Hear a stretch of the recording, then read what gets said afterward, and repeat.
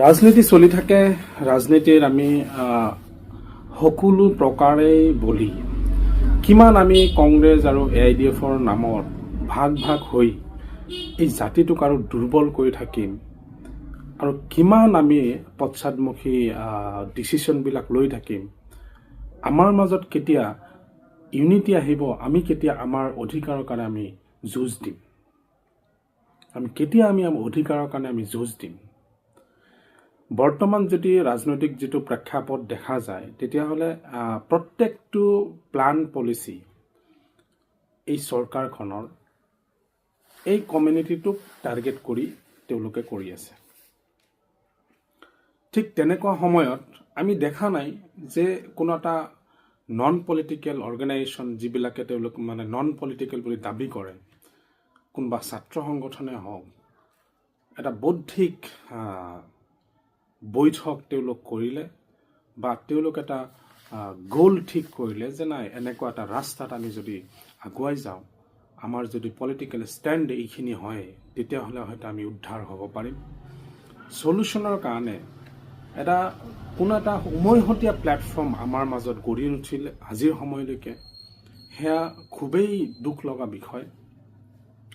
বিগত ভাৰতবৰ্ষ স্বাধীন হোৱাৰ পিছৰে পৰা এই মাৰ্জিনেলাইজ কমিউনিটিটো আটাইতকৈ টাৰ্গেটেড কমিউনিটি, আৰু টাৰ্গেট কৰি কৰি কৰি কৰি এটা সময়ত বাংলাদেশী ভাষাৰ ভিত্তিত বিভাজন, বিভিন্ন বাংলাদেশী ইছ্যু লগাই লগাই এই যে আমাক এটা যে একাষৰীয়া কৰাৰ যোনটো প্ৰচেষ্টাত আজি বহু পৰিমাণে সফলতা পালে, যাৰ ফলত এটা যদি ইকনমিক যিটো ইমবেলেঞ্চ হৈ আছে, সেই ইমবেলেঞ্চৰ কাৰণে বিভিন্ন সমস্যাৰো সৃষ্টি হৈছে।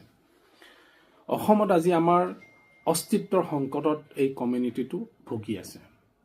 এওঁলোকক কেতিয়াবা মিয়া টাইটেল দিয়া হৈছে, এওঁলোকক কেতিয়াবা বাংলাদেশী টাইটেল দিয়া হৈছে। আৰু আটাইতকৈ গুৰুত্বপূৰ্ণ কথাটো হ'ল যে অসমত যিসকল দেশী বুলি দাবী কৰে, দেশী গৰীয়া বুলি দাবী কৰে, মানে এই মিয়া কল্ড মানে পূৰ্ববংগীয় মুছলমানতকৈ পৃথক বুলি দাবী কৰি অসমৰ অসমীয়া বুলি ভাবি থকা মুছলমানসকলো আজি একেলগ কৰি পেলোৱা হৈছে। আৰু হ'বই, এইটো মই বিশ্বাস কৰোঁ ব্যক্তিগতভাৱে। এইটো পৃথক কৰি তেওঁলোক কোনো পথেই ৰাখিব নোৱাৰে।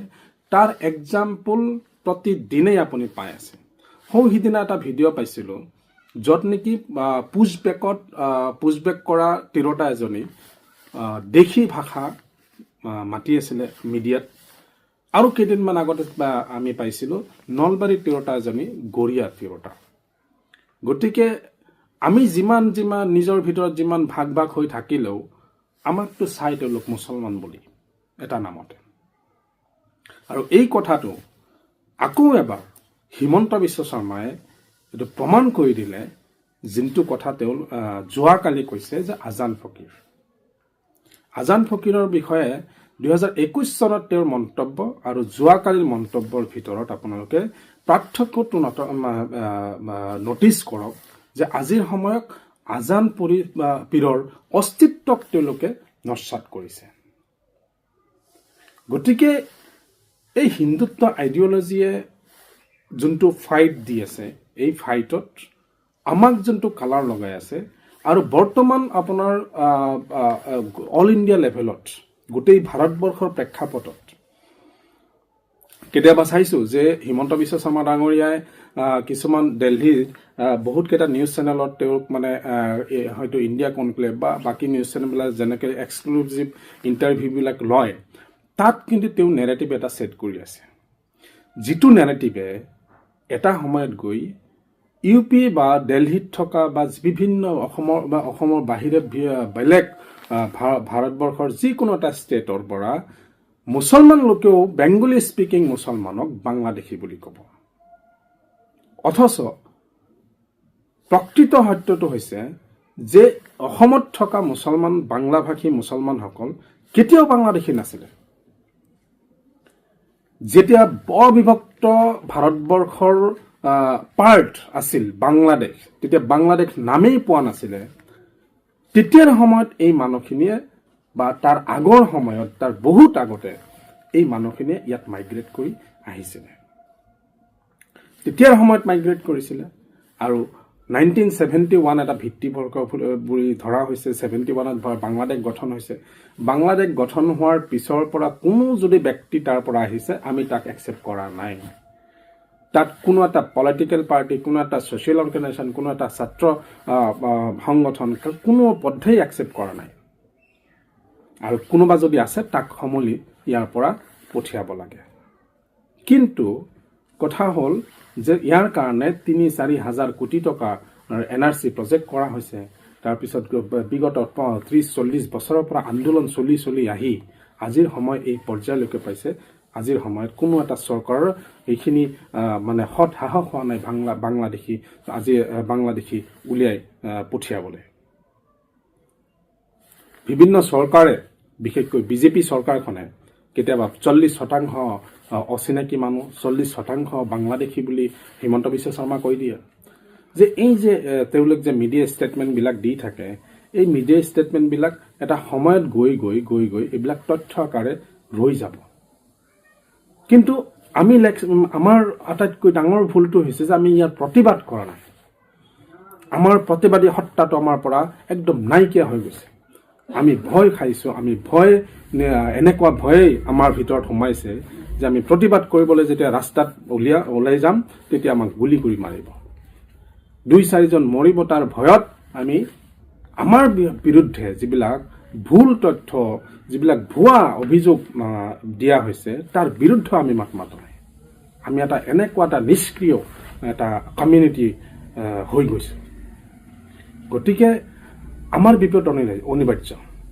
নিৰ্বাচন আহিছে আমি কংগ্ৰেছে এতিয়া ফাইট কৰি আছো কোনোবাক এমএলএ বনাম আমাৰ মাজত হোৱা এমএলএ বিলাকক আমি কোৱেশ্চন কৰিব নাজানো শিক্ষিত চাম যুৱক যুৱতীসকলে পলিটিক্সক ঘৃণা কৰি একদম পলিটিচিয়ান বিলাকক বেয়া পায় তেওঁলোক আঁতৰি আছে একদম পলিটিক্সক ঘৃণা কৰে কিন্তু পলিটিক্সত আপুনি যিমানেই ঘৃণা কৰক উইদাউট পলিটিক্স আপুনি আগবাঢ়িব নোৱাৰে আপোনাৰ জীৱনটো যেনেকে পলিটিক্যাল প্ৰত্যেক দিন আপোনাৰ যেনেকে জীৱনটো চলি আছে তাত পলিটিক্সৰ ইণ্টাৰফেৰেন্স আছে এই কথাবিলাক আমি আমাৰ ভিতৰত আচলতে লাগিব এটা সামাজিক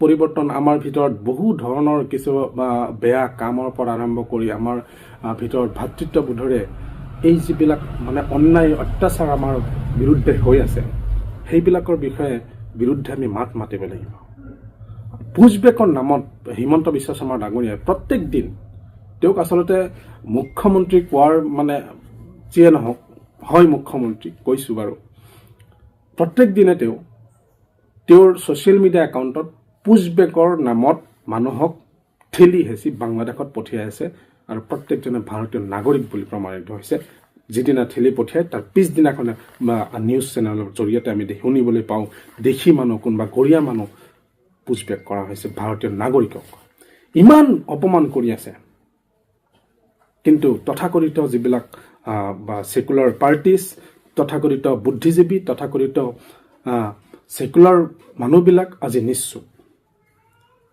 যদি অন্যায়ৰ হাতত আমি এনেকেই বশ্যতা স্বীকাৰ কৰিব লাগে তেতিয়াহ'লে অন্যায় আমাক কেতিয়াবা গ্ৰাস কৰিবই